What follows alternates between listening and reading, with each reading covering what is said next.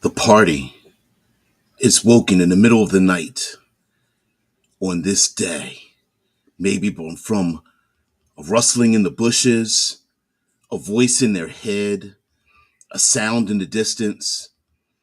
So they decide to leave camp, heading to town, and passersby heading in the opposite direction, their faces gaunt, pale, maybe scared.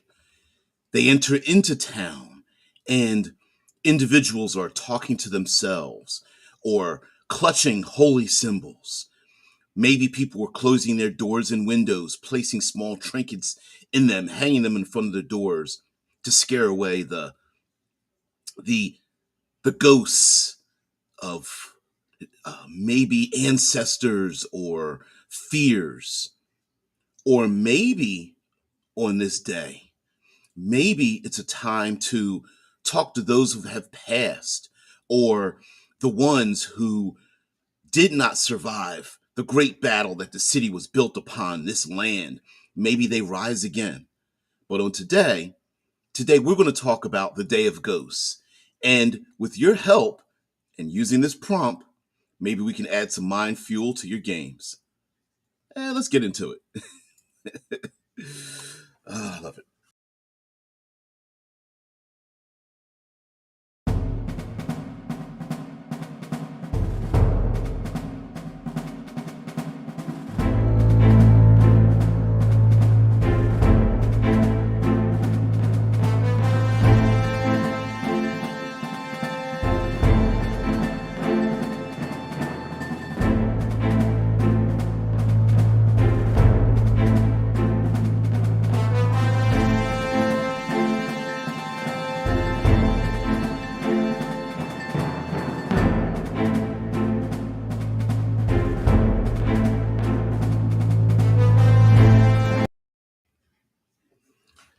Hey, what's going on in the chat? I don't spreche der Deutsch.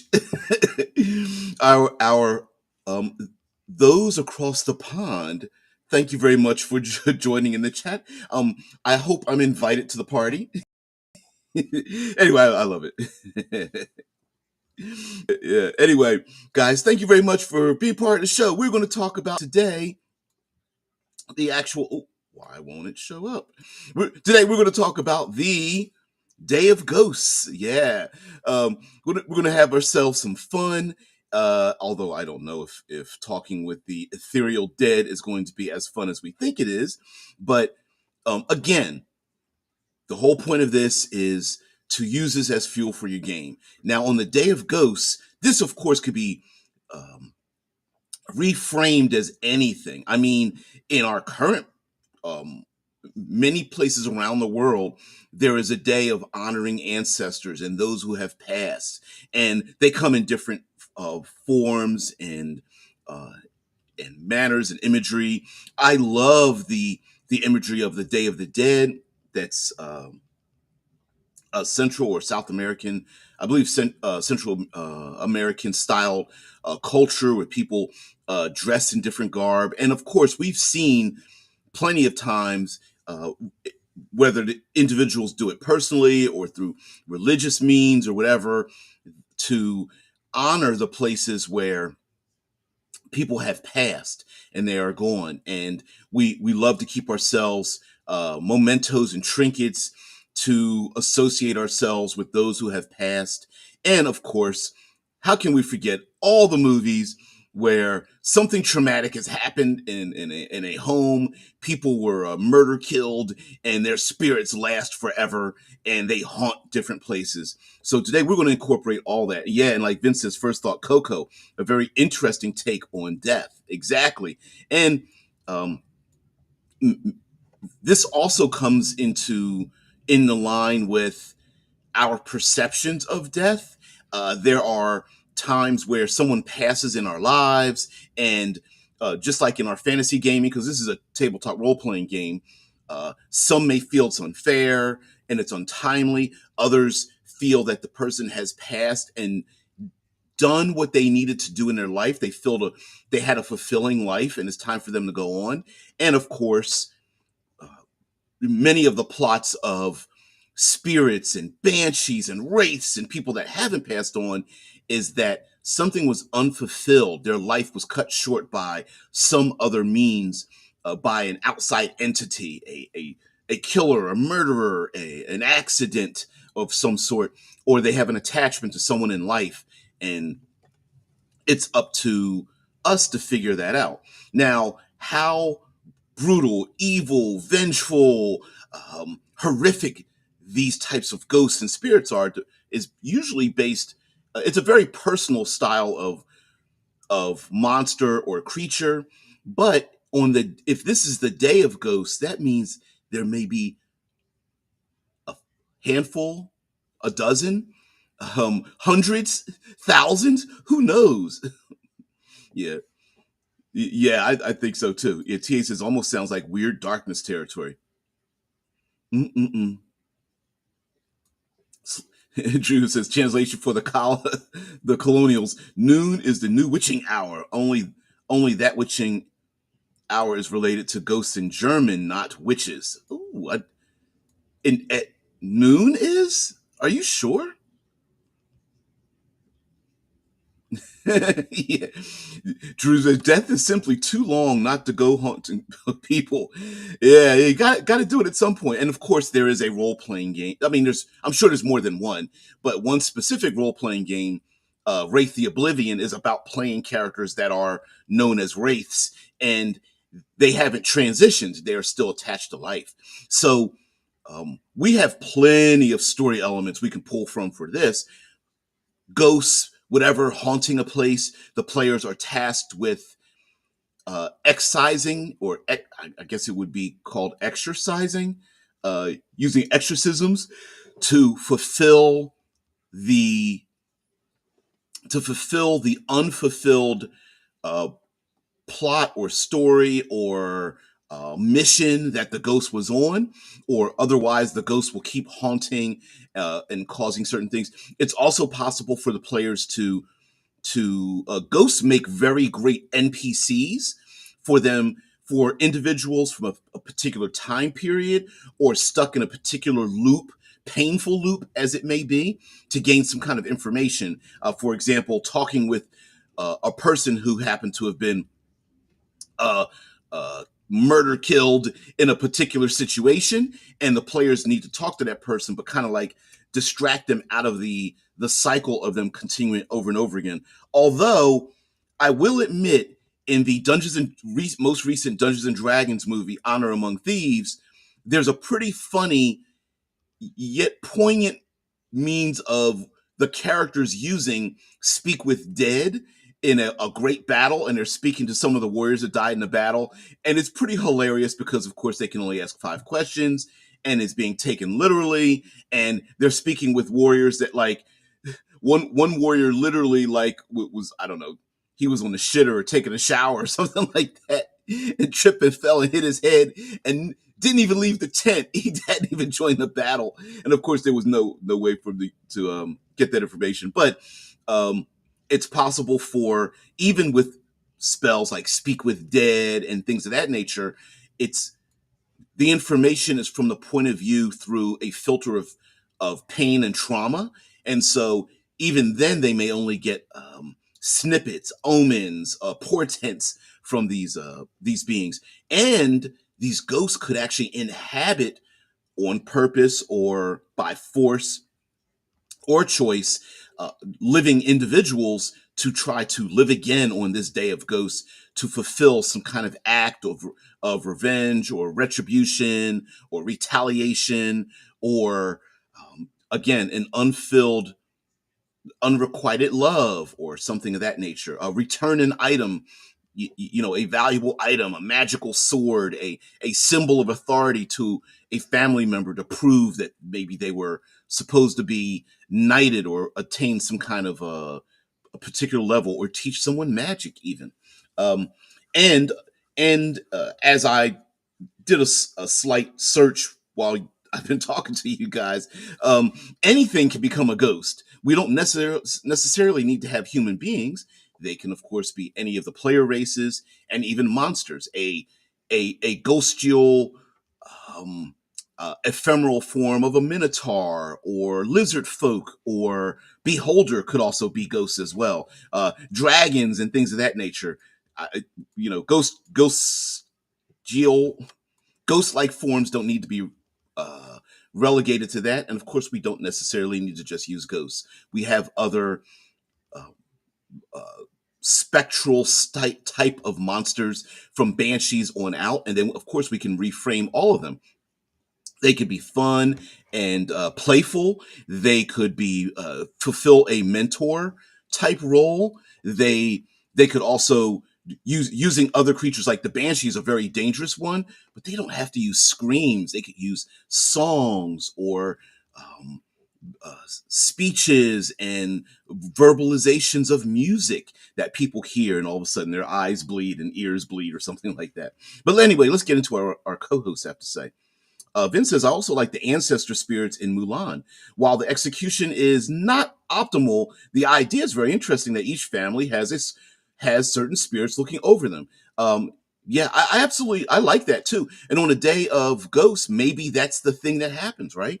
A a, a family member comes back and they have a family dinner or something. They invite the ghosts of their past to come into the family home, and they make for them a meal. The ghost can smell the meal, and maybe the ghosts are vengeful if the family doesn't come together. They could be very good.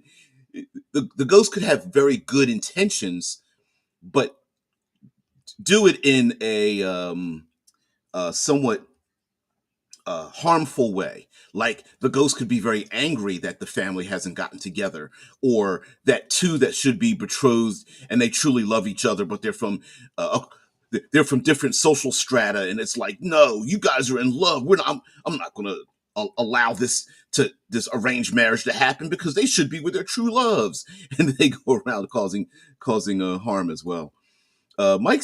Marin says it's interesting that ghosts are largely from sentient humanoids. Why wouldn't there be owlbear ghosts or gelatinous cube ghosts? Mechanically, these are easy to make, but narratively might need work. Oh, I absolutely agree with you that well, there does seem to be it. It's probably a cultural thing, and not cultural. A psychological kind of thing that we have about sentient beings only being ghosts because our questions about death and what happens when people die, and our fears of, ooh, people died in this house. I wonder if they're still here. But you are absolutely correct. Why aren't there ghosts of our pets? Why aren't there ghosts of, like you said, animalistic beings or plants? Heck, even constructs. What happens when a semi-sentient construct dies? Why isn't there a ghosts of elementals or ghosts of gargoyles or Medusa or something like that? I would say that narratively, you'd have to, because if you do it once, you would have to consider why isn't it done multiple times. But it could be maybe it's a strange event, right? A wizard caused a rupture, um, a great motivation for a character. Mr. Freeze from Batman is a great character who had a great motivation, where Mr. Freeze had a wife who suffered terminal disease and he froze her body, i.e., he would love to have her returned and speak with her or something. And it could very well be a wizard who lost someone and decide to open up a rift to another world to bring back their loved one, to um cut open the membrane between the living and the dead, and it could have swept through a whole region. And so now anything that dies has a spiritual version of itself come back. And it would be kind of weird and wild to have like ghostial oozes and ghostial flocks of bats or something and stuff like that. Ghost sharks or whatever. I think it's awesome. Drew says he had noon because for us in Germany, right? Germany noon right now. Yeah. Oh no. Oh, okay. I thought it was a literal like, like no, really. In Germany, noon is the day of that. It seems like a lot of ghosts and monster stories happen at night. Hmm. Vince says, I mean, in D&D cosmology, you need a certain amount of willpower and dedication to become a ghost or become cursed. So there should be ways for an owlbear ghost. I would use it. I agree with you. And again, this could be some outside event, or maybe a noble family or something like that. We've seen plenty of times when nobles or very important personages, um, the hell was that? Take uh, things are taken with us in turn. The family or whatever is taken. Oh, Aquaman fell back there. Okay, that's what I thought I heard. But a royal family could take everything with them when they pass on, and so their little zoo of animals and their caretakers and a mentor and an assassin and all that kind of stuff. When they pass on, maybe they become ghosts because they're protecting the noble family or whatever, or their dedication. I um Strangely enough, I think um knights, guardians, cavaliers, bodyguards could become ghosts to forever protect a region, even unto death, right? Like maybe they don't become, this is their version of undead work. Or even a necromancer. If you want to make a good necromancer, people may go through a ritual just before they die, even on a battlefield or something, like, please, I must serve the community, and then becomes a protective knight, even if the knight is now mindlessly protecting a region that might be controlled by like an evil dictator or something like that. Vince says he came out of a bathtub and slipped and hit his head. That was, yeah, from the Dungeons and Dragons movie. It's like, we're going to get information from one who died. And it's like, they didn't really see anything. And which is hilarious. But I always thought of that, like, because some people think, you, rightly so, that there are some detection spells that basically ruin all mysteries. And I'm like, not necessarily. Not if the information is colored through the eyes of the individual who saw it, right? Like, just because someone was murdered doesn't mean they saw the killer. If they got struck in the back of the head, they wouldn't have seen anything. Now, prior to that, maybe they had a conversation with five people, and now you have five suspects. They turn their head, and then all of a sudden, boom, they're out. And then that's the only thing they remember, which I use that plot in a Wraith the Oblivion game where we had new players, and the new players didn't know the game, so I made them race, and they didn't know how they passed. And then we had players who knew what was going on, and they were there to kind of coach the newly dead into the world of wraiths and stuff.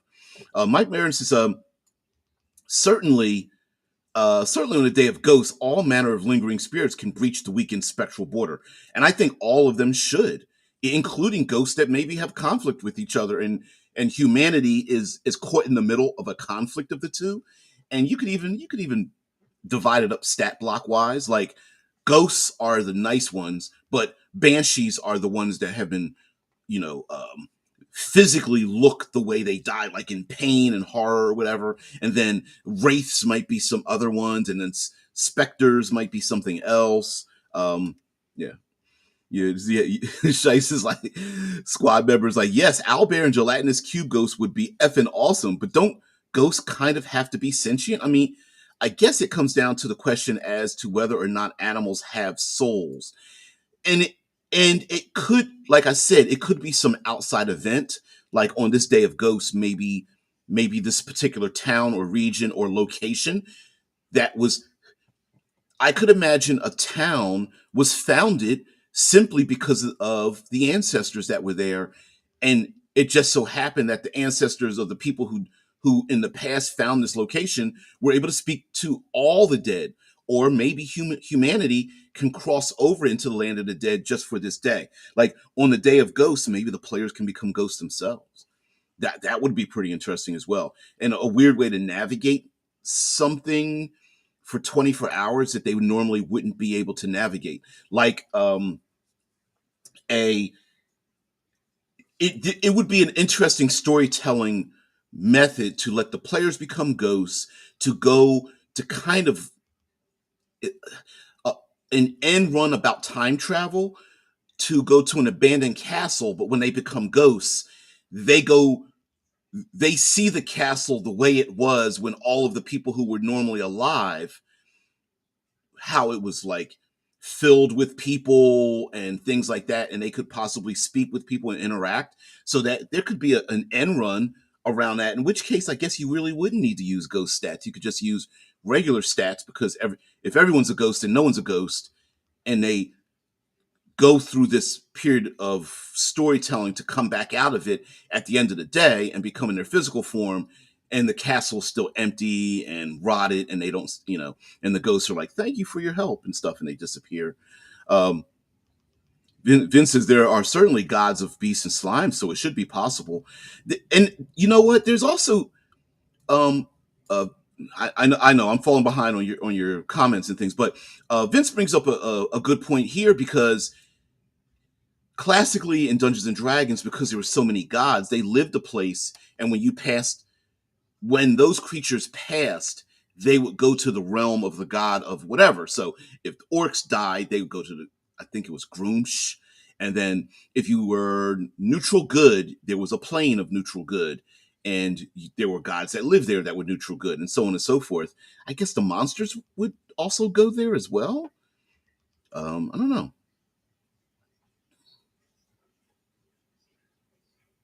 Yeah, Mike Barron says, that said, one of my fellow DMs was running a ghost giant last night and it almost TPK'd. So use with caution. Yeah. Yeah, you start snatching attributes from other monsters and layering it on, a ghost minotaur, a ghost giant, a ghost dragon. And it's like, ugh. You make it pretty tough. You can make it pretty tough. Although you could do the it's a ghost, you can't touch it.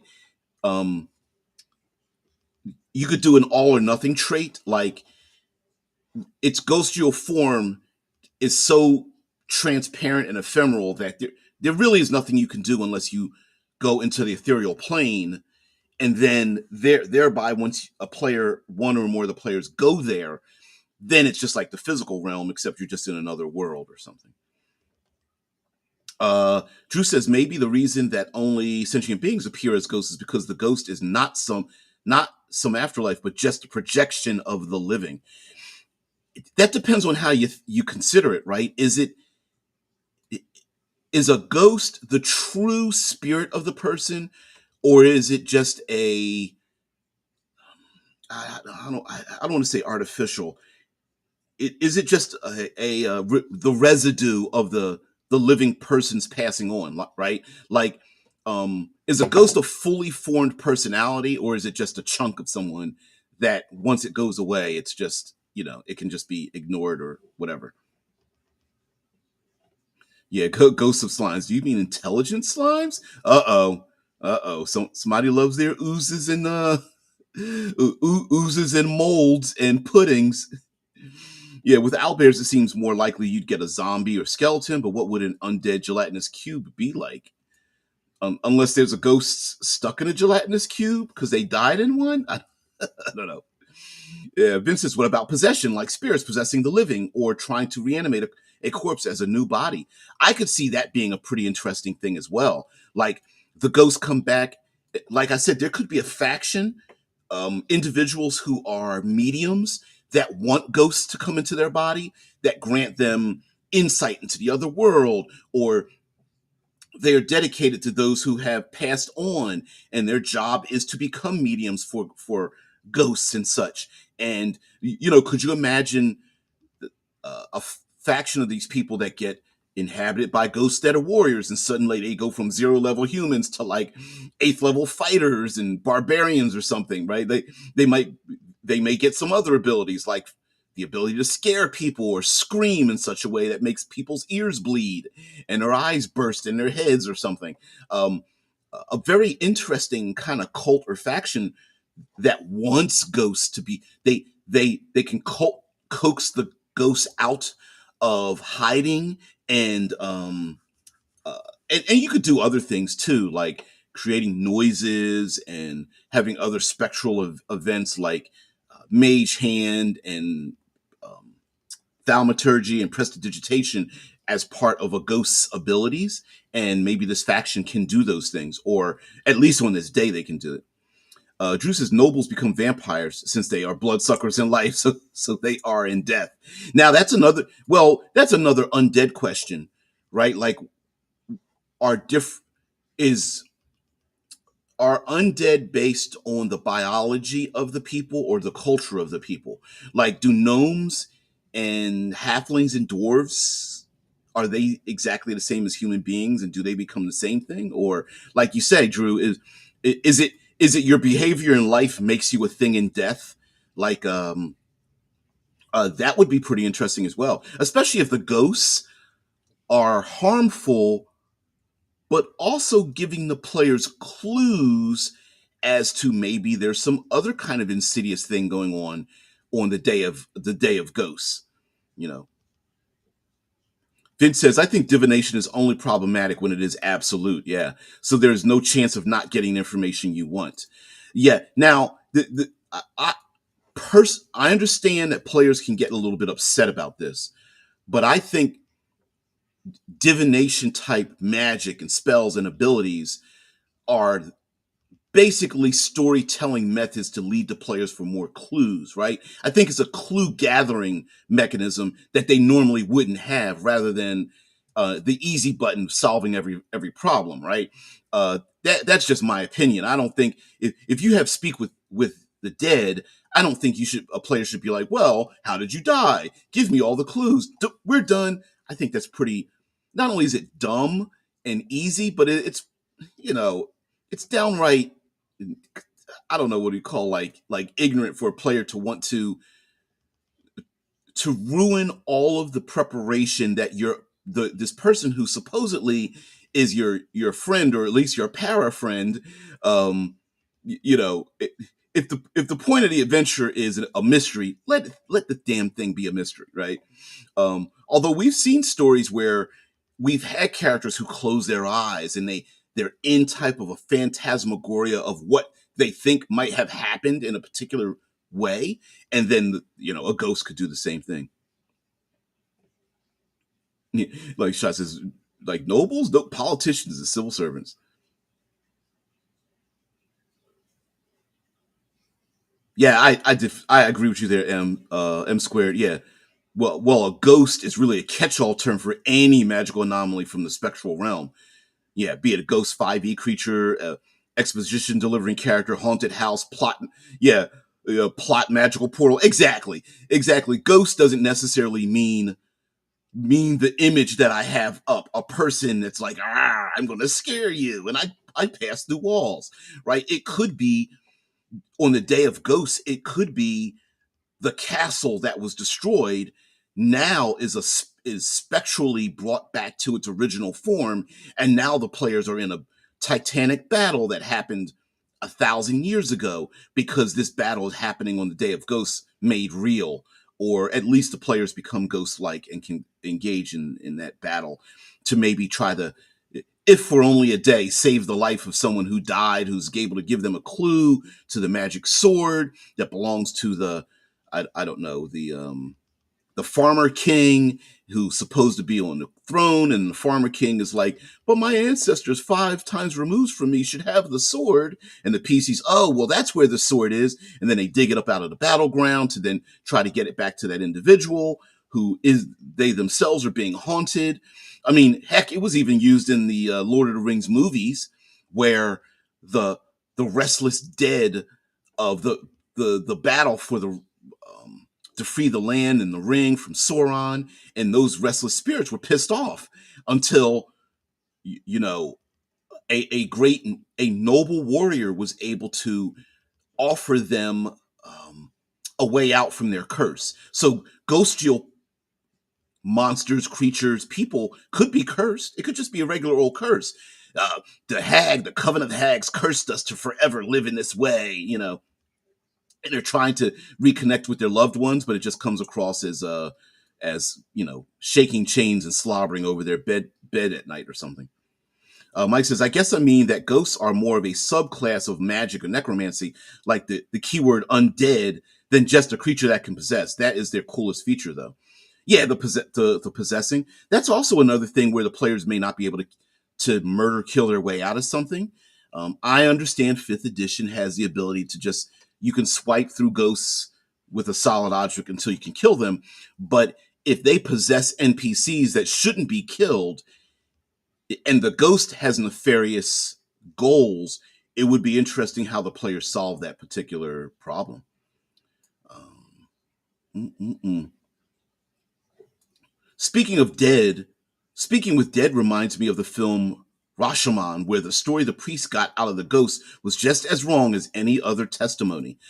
Heck, in my discussion with Mr. Burton the other day about the heroine's labyrinth, I brought up Black Panther. Black Panther goes into a spirit realm to talk with his dad, and come to find out his dad lied about murdering a family member and keeping it a secret. So yes, speaking with dead doesn't mean perfect knowledge. Just like dark vision does not operate the way people think it does in fifth edition, or 514, I guess you could call it.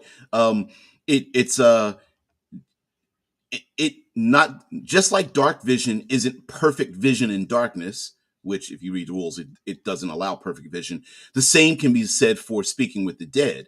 It Again, it's colored through their personality and their perceptions and their experiences. So a person who's fighting for the side of good and feels that they are the good guy in a battle may be very different than someone who went into battle in battle rage or something like that, to murder kill their enemies because they don't like them.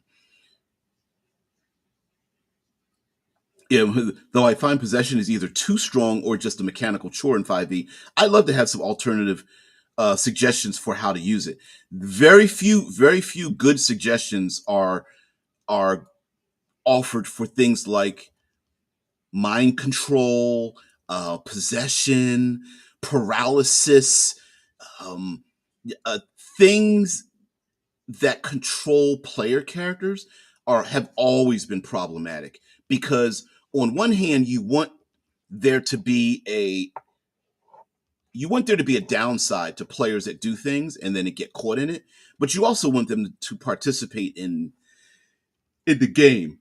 So the only real option I see to give the player agency but still have the thing happen is to slip them a note or a piece of paper and say, you must behave like this. And a lot of players don't like being told how to behave. So, um, but yeah, it's pretty difficult to find a really good reason. I mean, really good way to both control the actions of a player, yet allowing them to make their own choices. So Vin says maybe it would be an interesting encounter for the Day of Ghosts that certain undead are all possessed by spirits, and if you kill them, they possess something or someone nearby. Reminds me of, there's a movie that ends pretty horribly called Fallen. It's a Denzel Washington movie. It takes place in Philadelphia too, my hometown, and in it there is a. It's technically about a demon named Azazel, and there's a very cool scene because Azazel does not have a physical form, but possesses people, and the possessed people don't realize it. And Azazel goes around murder, killing people, and whatnot. And then those individuals are innocent, but they're standing in. I mean, clearly they have evidence of them committing a heinous crime.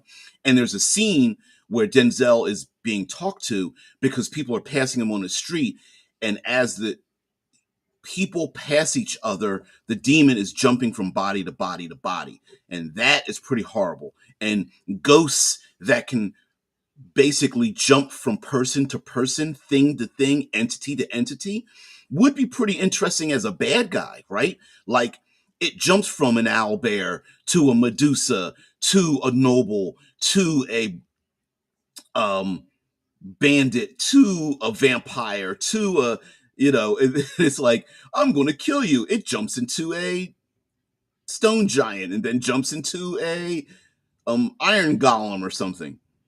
Yeah, Vince says, so to win, you have to trap them into something useless and prevent them from taking over powerful bodies or constructs. As a matter of fact, a big bad evil guy that's just nothing but a spirit and surrounded by bodies or sycophants that it's able to jump into, or promises allow me to use you, my cult members, and one day I will grant you power the likes of which you've never seen before, because of course you'll never see it. But they jump into them, and they could be physically powerful, mentally powerful, something like that. Yeah, I'm with you, TA. Yeah, if the thing is supposed to be a mystery, let it be a mystery. Hell yeah, hell yeah. That's the whole point. You're supposed to gather clues. Now, maybe so those clues can only be gathered by speaking with the dead, or at least the dead telling them where to find the clue. Like, hey, ghost, could you show me in the crypt where I would find this hidden latch or medallion, the MacGuffin, and Yeah, it might be. It's very cool. I imagine fighting one ghost in an armor weapon shop. If they always possess the nearest armor set or item, you could manipulate the fight. Yeah, that'd be kind of cool to trick the ghost into a thing to trap them. It could be trapped.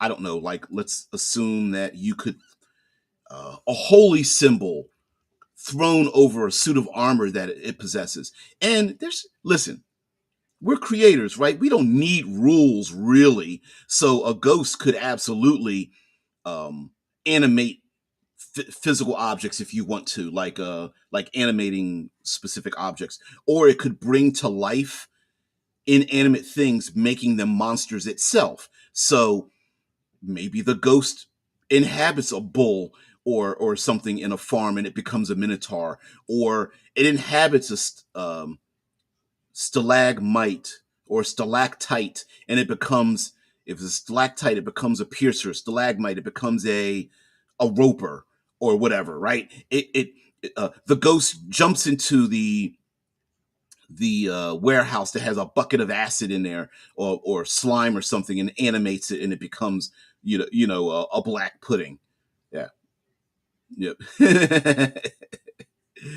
Yeah. We need a T-shirt or a coffee mug that says that. Yep.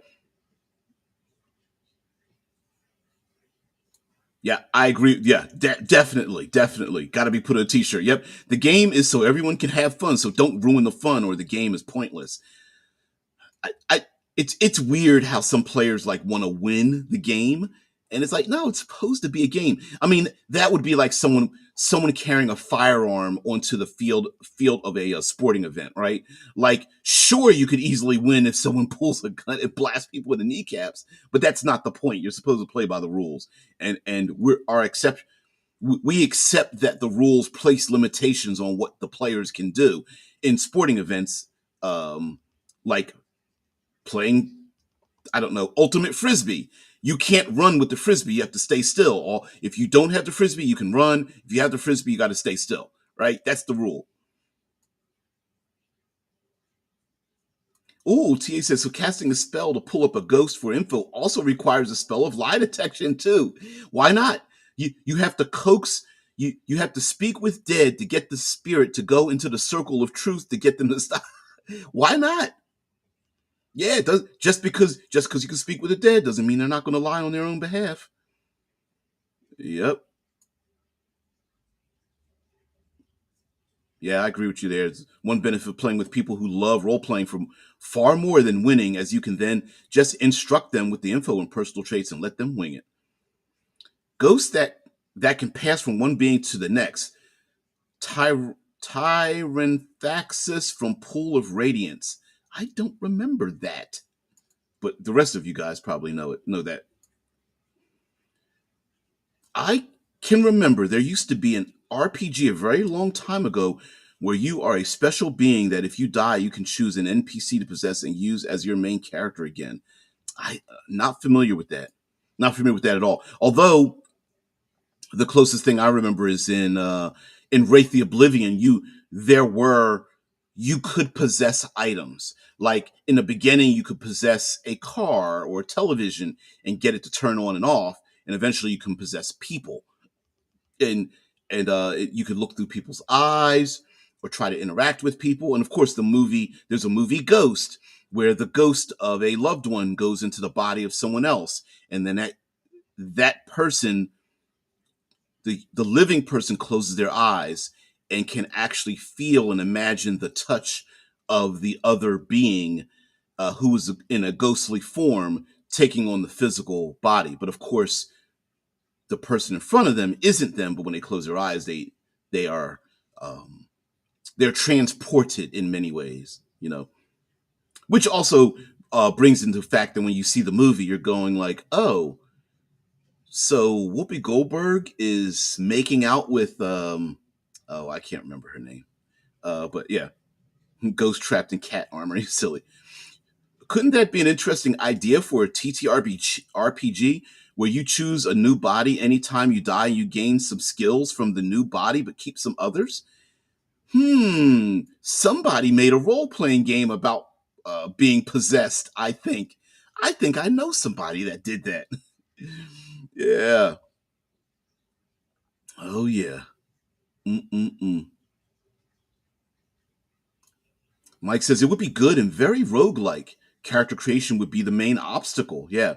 Though I do have an old HTML resource that instantly generates a 5e character sheet, which is good for quick generation.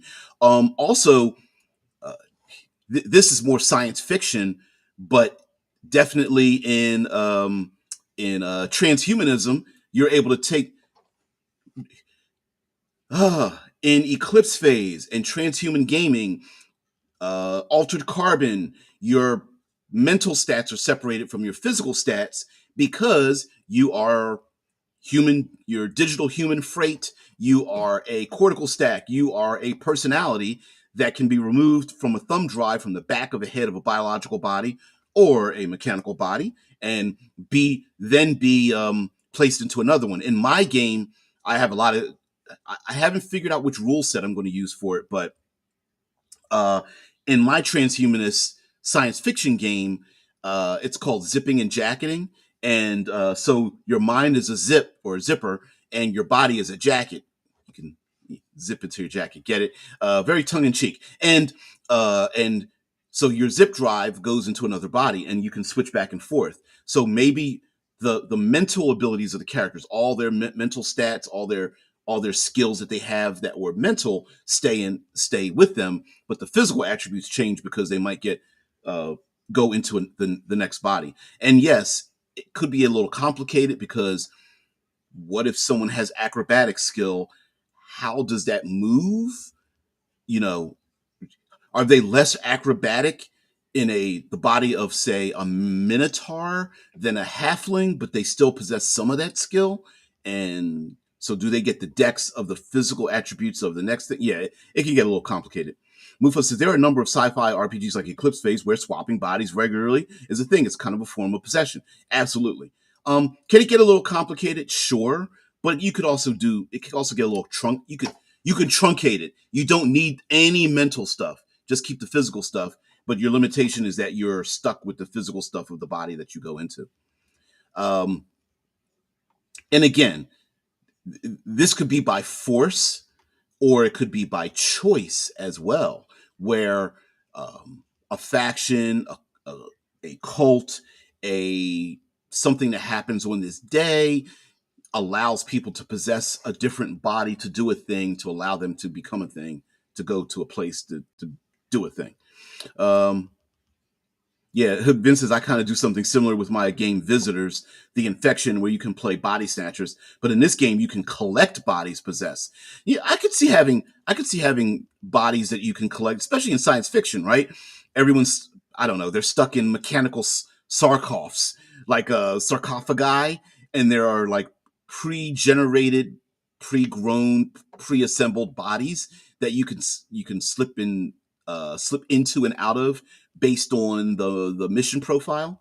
Although you would have to bring them with you, maybe in a starship or something like that in science fiction, and then like, oh, I need to be in a zero gravity simian body, which is simis are in my world, where you have like hands where your feet should be, and you can very easily go through zero gravity. But now I need to go into the deep ocean, so now I need to be in my merfolk body with that has a dolphin-like body from the waist down and gills and stuff like that. So, um, Mike Mayer says Eclipse Phase is great for a variety of bodies, backgrounds, etc. The problem I had, it was too good and had every sci-fi idea. So when it came to something like The Expanse, it felt tame and watered down. Well, also, I've got a long list of like, my Future Friday series. I think I've got like 105 videos, 103, something like that.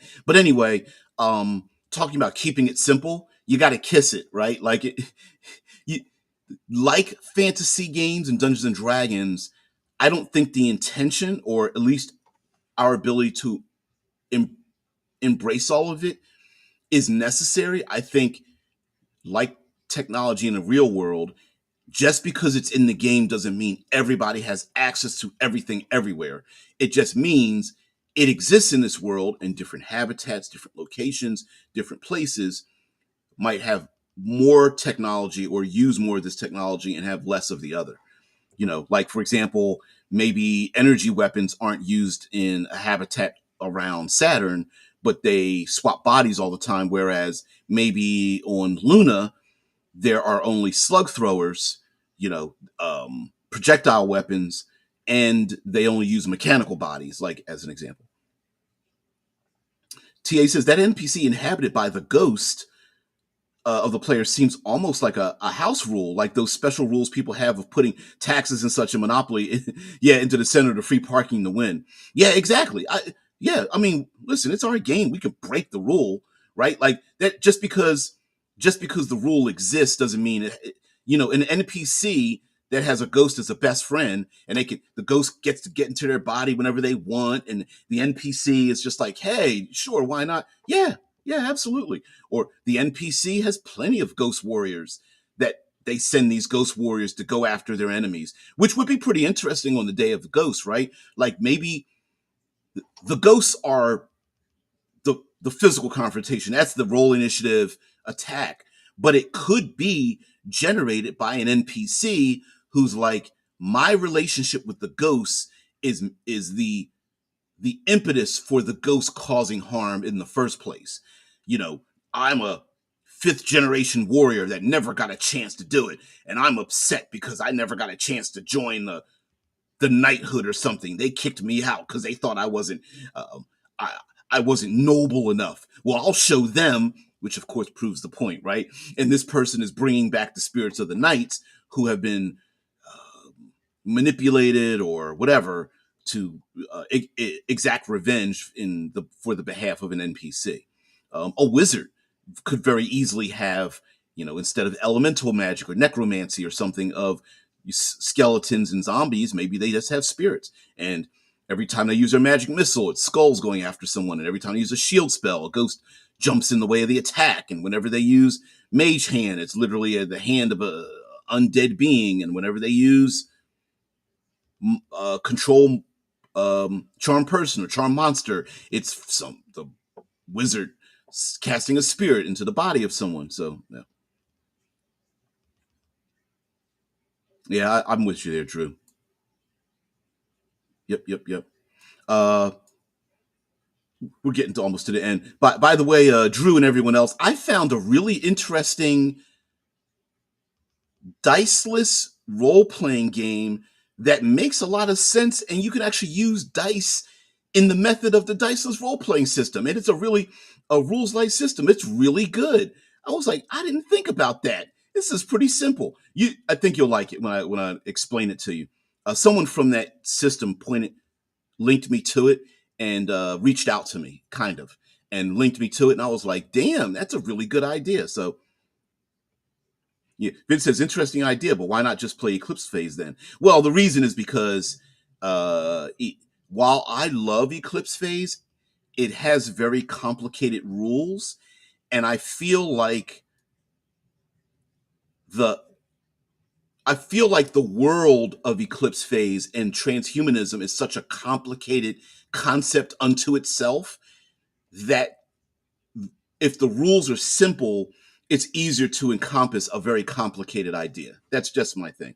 Like I brought up the fact that um, when human beings, when we get to the point where technology gets good enough that gender doesn't become an issue, then you can embrace in your game the idea that this is a world in which, looking back 100 or 200 years, they go, I can't believe you guys fought about that, because it's a non-issue today, right? That kind of thing. So yeah. Drew says, speaking of my system in relation to the topic of the day, in my system, participants will continue even if their character died, since the actions taken are the narrative, not that of the character. Ah, so more of a director role. I get it. I get it. And it keeps the person engaged in the game, even if their character dies, right? Yep. TA says would be interesting in that the Day of Ghosts causes normal ghosts that are there all the rest of the time to blink out of something from all the other ghosts that normally are not there to show, right? Or it causes a powerful enough ghost that is there every day, is suddenly tangible for the day, pushed completely into solid form due to the boost of the power of the Day of Ghosts. I like that one. I'm a fan of that one. Like maybe on the Day of Ghosts, this is it's kind of backwards. On the Day of Ghosts, they become physical, at least for the day, to live out. Now, some of it might be very simple. They're able to be physically there for the day, have dinner with their family, hugs, kisses, games, play with the children, say hello to the newborns and whatnot, and then they leave. The opposite could be true. That, hey, everybody, we all avoid the battlefield, but on the Day of Ghosts, they become real and they start reenacting the battle that caused their death in the first place, which causes people to die on the Day of Ghosts, making them ghosts. That would be pretty interesting too. On the Day of Ghosts, it's like today the people that die become more ghosts, whether they want to or not. And it's like, oh no. He's like, what game? A diceless game? Not that. Okay. Okay. We've got, listen, guys, we've come to the end of this, and definitely at the end of the show, we come up with a lot of great ideas, but we also diverge a little bit. So so I'm still here, and please use the Day of Ghosts as a prompt in your game, whether it's just a single day, it's a region, is it a holiday, a festival, something to be celebrated, something to be feared, something brand new that the players coming around the corner. They come around the corner, and then it's the Day of Ghosts in this community, and they don't understand what it is. So let's see if I can find. Let's see if I can call this up here. I'm sure I have it. I want to express to you this game here. Let's see. Can I open it up? Okay. And I'm going to share this. I'm going to share this with you. We are going to talk about this diceless role playing game. Uh, there we go. Sorry. I'm trying to get back to. Okay, turn this off. Yes, I want to share my screen. Yes, and new window, and that one. I want to share this one. Sorry. I got a lot of windows open.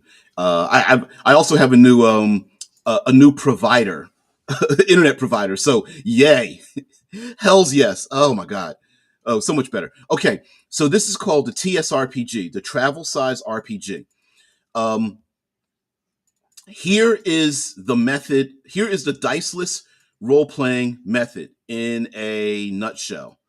Um, Let me see if I can make this big. No. We are not doing this. Cancel.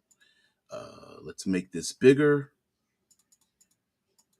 Here we go. Travel size RPG. So here's the method of how it's used. Um, there's only two stats in the game. You have mind and body. And whenever you want to do something physical, you use your body. Whenever you want to do something mental, you use your mind. And it has a stat between 1 and 4. The point is, you must guess a number. If it's an easy task, it's from 1 to 10. If it's a harder task, it might be 50. You have to guess a number between 1 and 15. The dungeon master, the one who runs the game, it's not called dungeon master. The game master runs the game, picks a number between 1 and 10. You must guess that number between 1 and 10. An easy way, so there's no cheating. You could literally write this down on a piece of paper, or you just use playing cards. Use an ace as a 1 and then go 2 to 10. You have 10 cards, right? Just as an example in how this game runs. If your stat is if you guess the exact number, let's say it's 6 and you guess 6 is a critical success. Whatever your stat is, your band of numbers expands out. So if you have a body stat of 2 and you guess a 6, you also are guessing 4 and 5, and you're also guessing 7 and 8 because you have a stat of 2. So you guess a number, I guess 6, but my mind stat is 2. So now when you add that 2, you spread 2 points in either direction. 4, 5, the number 6 you guessed, and 7 and 8. So it's a spread. You could literally do this with a die roll, right? Hey, the number is 6. You roll a die and you roll a 3, and then you add 2 and subtract 2 from the number 3, right? Like that. So I rolled a 3, so it's a 3, 4, and 5, and it's also a 2 and a 1. It's a 1, 2. I rolled a 3 and a 4 and a 5. So you could roll it, even though it's a diceless system. But that's essentially how it is. And the website is skirmisher.com. These are the individuals. Michael O. Varhala is the person that kind of reached out to me, and I'm going to try to contact them. So yeah, and this was created 2023, and it's really cool. Basic rules. Um, Characters have physical and mental, and yeah, and you have to adjudicate things. But let me see if I can come down here. Each character is also given at least one piece of equipment that conditionally grants a +1 to either stat if it narratively fits the challenge. And equipment can be durable, a multi-tool or cattle, or consumable like a potion. And that's it. And it's pretty interesting. It's pretty simple. It's simple on purpose. And then he even give you the percentages, right? So over here on the left side, you have an easy target, which is anything from 1 to 5. Moderate is 10, hard is 15, very hard 20. And then it gives you the percentages. Like if you're a novice and you have a which is a 2-point challenge, an average stat of 1 each, and then an average stat of 2.5 each, and then an average stat of 4 each, right? And then it tells you like a seasoned character is 5 points, and what's the chance of success and failure and things like that. And some people asked, can you wrap a number? Like if I guess a 3, can I go guess 3, 2, 1, and then go to 15, 14, 13? Like, could you do that? And they said, sure. It sounds actually pretty cool. And they talk about optional rules like critical successes, randomizers, and things like that. So anyway, and this game is only 20 pages long, and the rest of it's basically fluff. And bear with me, I'm going to try to get to a character sheet. That's an item. It's got some stats to it, and then I'm going to go find a character sheet. This is an example adventure, and it gives you some maps and NPCs and examples of play. And then we get to the very end, and we have a character sheet. Oops. And the character sheets are like basically cards. Uh, you have a character with their name, what kind, alchemical rogue, so that gives you a clue as to maybe gaining a +1 on a mental or physical thing. Paros is stealthy, right here. Gives some background. He's a human locksmith and alchemist. Physical stat, mental stat, and then has equipment. Locksmithing, you get locksmithing tools or a short sword or 2 vials of acid, and each use the 2 vials of acid each use once for a +2 bonus. And that's both. Those are basically character sheets, and you can make up anything you want. This isn't. Let's see. This isn't. The game doesn't have a Creative Commons or anything. You basically have to contact them, but they're willing to work with people if you come up with like, oh, I get it. Yeah, Vince talked about Eclipse phase is complicated. Yeah. Sorry, guys. Getting in. I can't see the chat until I get back here, so now I'm back. Thomas Anderson always bringing the science. What is insane is that swapping genders using the method I am thinking of would also reset the age of a person back around 20 years or so. Yeah. Yeah.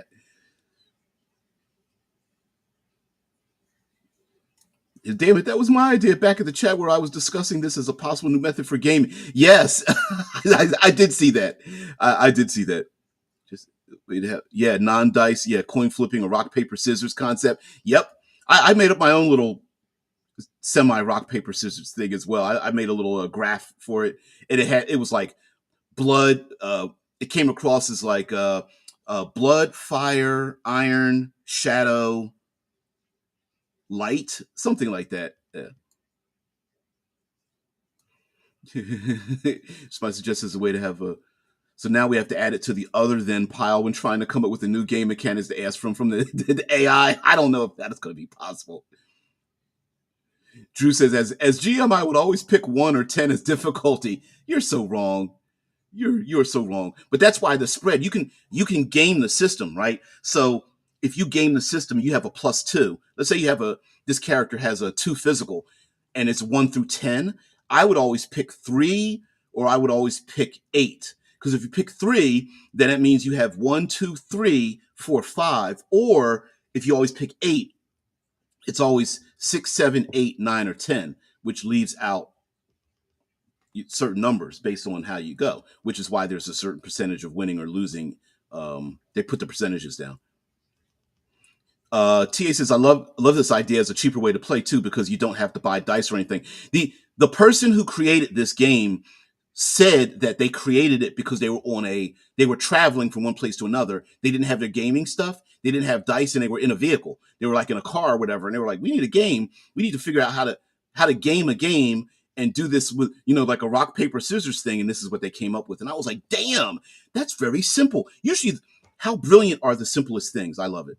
That would be another way. Two is that the game mechanics for random outcome could be used only when the game master can't decide what the outcome is going to be from the player's choices. Exactly. Yeah. Don't roll the dice until you have to, right? Make it specifically that the game master really is the master of the game unless they choose to give up mastery to random choice or dice or something. Yep. Or even better, everyone has an outcome they think should happen, and then we get pick a number, and everyone chooses that their number on the one closest to the GM's number pick gets the idea enacted. That's a good one as well, right? Like, hey, we all want to do the thing. We all pick a random number, pick a number between 1 and 10, and the GM says, picks in their head, I'm gonna pick a 7, and the person closest to it who picks a 6 or an 8 as close but doesn't pick exactly gets the thing done, but the others don't, right? Really, really simple and efficient, and right. And then there's certain things that allow the character to do the thing that they want to do, like this very first character here, the alchemical rogue is like, oh, I've got a vial of acid and I get a +2 bonus, so I'm going to use acid to burn the lock away. Well, with a physical 2 plus the +2 from the acid, is a 4. So on a D10, Thomas said, "Yeah, I really love open source work." Well, listen, let's calm ourselves down with that just slightly. Great creations don't need to be open source. We in the gaming community are used to it. The rest of society isn't. It's not necessary for some to do that. What we do is we become human beings and we ask permission. We say, "Hey, I've got this great idea. Can I work with you? Can I borrow this thing? Can I help produce something with you?" And they go, "Damn, that's a great idea. Sure," right? That's what you do. You ask permission, and the other person, and you expecting a no, and accept the no, and just have fun. But listen, you can steal this and use it at your own table as long as you're not promoting it, using money, and you give attribution to the person that created it. So yeah, I mean, this character who wants to get rid of the lock, and the lock you have to pick between 1 and 10 and use the acid with you could make it a physical, but you might even say it's a mental task, right? It's, yes, you're picking the lock, but it's your knowledge of picking the lock. So they get 3 plus 2 is 5. So they're literally going to do it. Yeah, fudge dice can be replaced with rock, paper, scissors, which I also use for my system. Win is +1, tie is blank, loss is -1. Yep, fudge dice. Yep, I absolutely, Drew. The 3D printer community has gotten it down for a while. Same with software in the Linux community. Yep, it's a um oh, what is it? Reputation economy. Open sourcing is a reputation economy. Uh, the gentleman who created Blades in the Dark, the gentleman who does the Without Number books, Cities Without Number, brand new, coming out, Stars Without Number, Worlds Without Number. It's reputation economy. Guess what? I'm gonna make a thing and give it out for free. Oh, by the way, if you support me, pay for it, right? So I'm like, hell yeah, you are value added to my life, so I'll do the thing. It's reputation economy. What is nice about that too, though, is not cutting someone out from using it to generate cash by using it to make something tangible. Exactly. Yep, yep, yep. Yep. All right, guys. So diverge a little bit at the end here, but just wanted to show this to you. Let me get back to the front page so I can show the true attribution in case anybody, and then I'll leave a link. I'll leave a link. There we go. Skirmisher Publishing. Um, LLC. And let's see if I can get this website back up here. Um, mm, mm, mm. And and they've got plenty of other games. Let me see. Copy this and throw it in the chat so other people can see it at the very end. There we go. Next up, my MTG Magic the Gathering cards I make with sheets of titanium that is laser anodized for the colors of the patterns. Only $450 a booster box. Yeah, yeah, yeah. That would be funny. Yeah, Vince, you're very welcome. Yep, yep, yep. You're very welcome.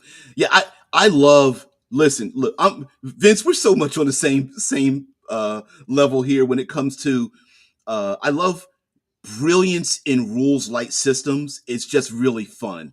It's really fun for someone to think, hey, 10 candles and dread are two rules light systems using Jenga building block towers, using candles and things like that. And this is just another one of those. I was like, oh, that's a great idea.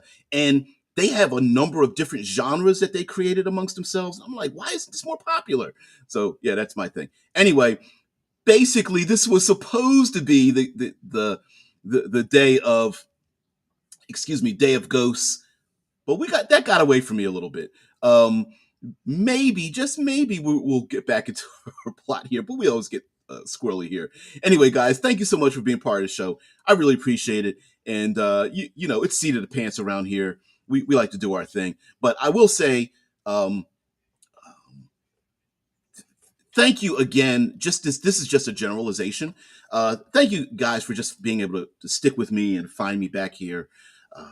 I know that I leave the channel and it's not as big as it could be, but uh, what is opportunity is luck plus preparation.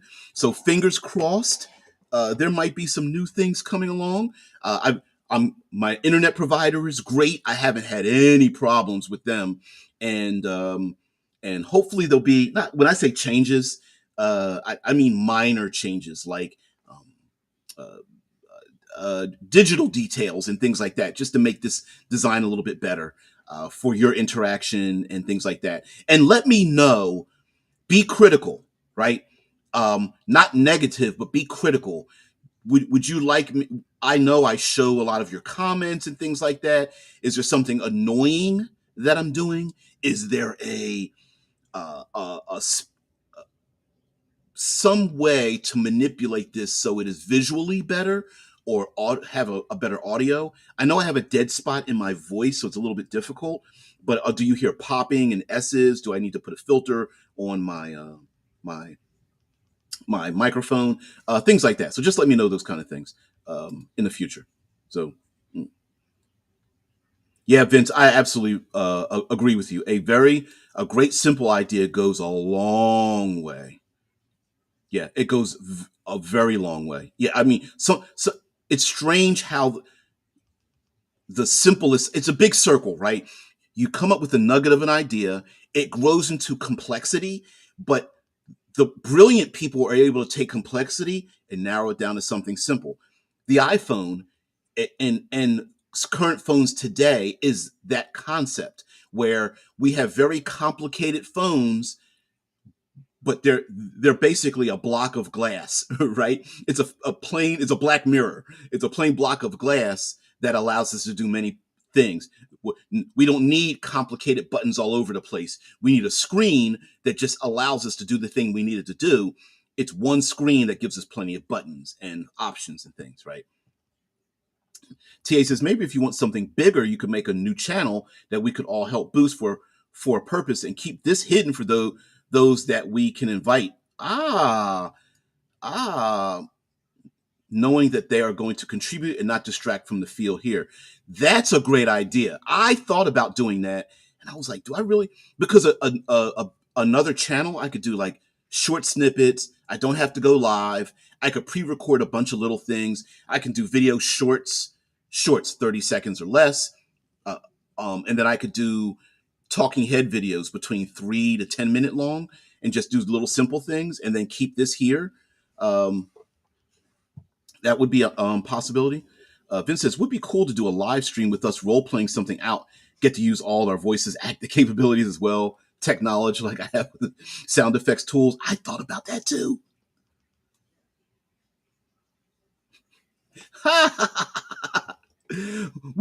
We're going to have to end it on this. If I had more time, I would have written a shorter letter. If you're able to say a lot with few words, you are a genius. Yeah, there some of the best lines we've had in movies and books and television had come about because of complications. A bunch of different. Hey, pay the writers, right? You get a bunch of writers who have a complex thing, and then they narrow it down to something simple. You know, what is grief if not love everlasting? Is love enduring or love everlasting or something like that is a great line that I'll never forget because it was delivered with brilliance in a scene that didn't have any action in it, and it was really great. And I love that sound. There's plenty of other lines in throughout movie and television history and things like that, but that was one of my. Yep, why use many word when few word do trick? I love it. All right, guys, getting out of here. I'll see you later. Peace. Oh, check out TSRPG, the travel size RPG.